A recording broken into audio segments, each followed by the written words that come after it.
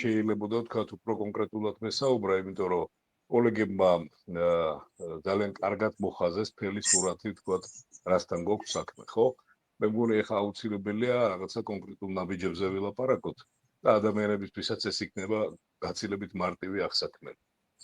უპირველეს ყოვლისა ძალიან დიდი მადლობა ყველა ემიგრანტს, ვინც ჩართულია, ასე ვთქვათ და ვინც ყველანაირად ცდილობს, რომ თავის სამშობლოს მხარი დაუჭიროს.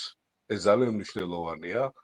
თუმცა მე ვფიქრობ, რომ აქ არის ძალიან დიდი პოტენციალი დაწყებული ვთქვათ იმ კავშირებით, რომელიც თქვენ გაქვთ, ვთქვათ, თქვენი ოჯახის ნაწილებთან საქართველოში და ჩვენ ვიცით, რომ ვთქვათ, აი ხშირად შევხვედრია ესეთი მომენტი, ხშირად ვინახია, როდესაც ადამიანი მართლა ძალიან მძიმე ვითარებაში წასულია, ვთქვათ, საზღვარგარეთ შრომობს და ვთქვათ, მისი